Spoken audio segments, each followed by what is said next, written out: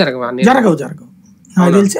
ఎందుకంటే జరుగుంటే పవన్ కళ్యాణ్ ఆ మొక్క చెప్పేవాడు. నేను అనేది రిజల్ట్స్ వచ్చిన తర్వాత ముందు ఆ ఒప్పందాలు చేసుకొని ప్రమాణ స్వీకారాన్ని మామూలుగా చేసేస్తారు. తర్వాత చంద్రబాబు ఇస్తారనుకుంటున్నాను నేను అవకాశం.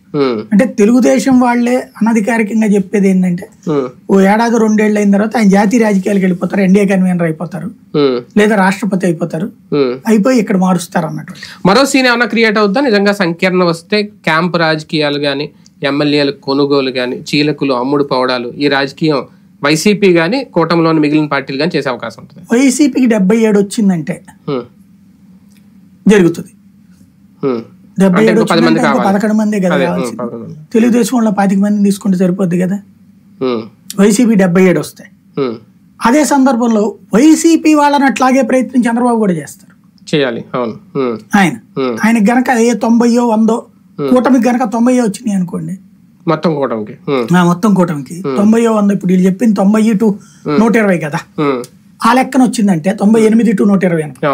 98 వచ్చిందంటే అందులో సొంతగా తెలుగుదేశానికి లేదనుకోండి, అప్పుడు వైసీపీని చీల్చే ప్రయత్నం చేస్తారు. క్రిందసారి 23 మందిని తీసుకున్నారు. ఇప్పుడు మామూలుగా అయితే 2/3 తీసుకోవాలి. ఒకవేళ వాళ్ళకి 70 వచ్చినాయి అనుకోండి, 70లో 2/3 అంటే దగ్గర 45 మందిని తీసుకోవాలి. అంతమంది